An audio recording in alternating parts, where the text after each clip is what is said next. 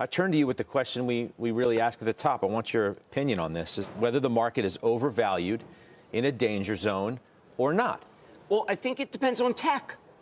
It actually depends on tech. 20% of the market is tech, but it's certainly the mind share is so great that if you could have great numbers from Facebook, which I think you can have it, Amazon not being kept down by the fact that maybe Amazon Web Services is raced to the bottom there versus Azure.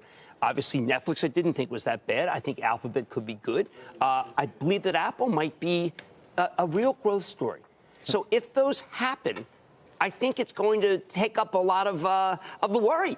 And I think that every one of them could, which is really rather remarkable because these are all in the sweet spot. I think this Instagram for Facebook has really taken off as the single best way to advertise. And I didn't think it heard anything at all on the Netflix call that disagreed with that. So it's the key to the market. Okay, so on that point, you've got new highs today for Facebook. You got new high for Alphabet. In terms of tech, Adobe, Applied Materials, Advanced Micro Devices, Salesforce, KLA-10 Core, Lam Research, Micron, ServiceNow, NVIDIA, Texas Instruments. You know where I'm going. I mean, these stocks just keep going up. I can tell you a story of every one of them. Yeah? So you have ASML reporting a blowout quarter last night, so that gives you Lam Research cover. NVIDIA, the note this morning basically says, listen, it's back on its continuum. It's got some new chips. AMD taking a lot of business from Intel. That's what I'm saying. I could go on and on because those stocks, those companies could have breakout earnings. And what happens is that instead of just this whole market being on higher price earnings multiple, which we know we don't really like it when we've gotten the so-called levitation from higher multiple, we like better earnings, which then justifies the higher multiple. That's what might be happening. By my numbers, Joe, S&P 500 earnings growth thus far is minus 0.8%. So to Cramer's point, you've had a lot of multiple expansion. You better get the earnings growth to back it up.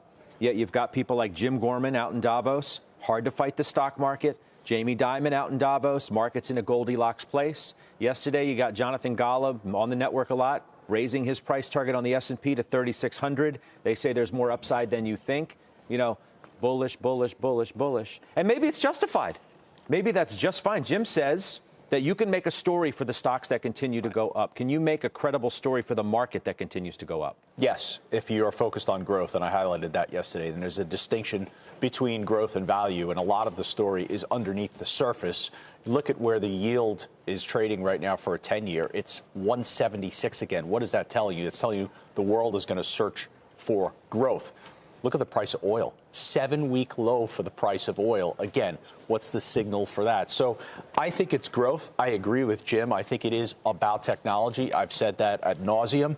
I have also been a net overall seller of equities during the month of January. And I think that's the type of behavior that leads to a higher stock market. But there's other stories that are continuing the growth and momentum from 2019. Look at private equity. Private equity has now become the new hedge fund world. Look at the performance of Blackstone and KKR. They're both up about 10% so far just year to date. Chipotle, 880. It's trading at 880 right now. McDonald's coming back once again. McDonald's, we thought below $200, we were going to leave that. It wasn't going to be an opportunity. 212 for McDonald's. Nike, all-time high. Pull up a chart of Lennar today. So there's other stories, but it's all about growth. I think that's where you have to focus. All right, so Jim, back to you for a second. I've heard on this desk for the last, several days, people who were looking to trim some of the gains that they had rather than putting a lot of cash, new cash, to work in the market. You run your own book of stocks. Well, for Travel Trust, we did it. We did trim. Every trim was wrong. Sometimes that's what happens. I feel very greedy. Feel greedy in Salesforce. I've liked Salesforce since it was at 8. Just feel greedy. Don't know what's happening there that could merit this run. At the same time, it was at 180. Now, I know that's the problem. MasterCard, I thought at 305. Pigs! We're pigs. Bulls make money, bears make money, pigs get slaughtered. It jumps another 20 points, but maybe that's what has to happen. People realize, you know what, I don't have enough stock on. Are these stocks expensive? FinTech is expensive. The cloud stocks are expensive. But, geez, I don't know.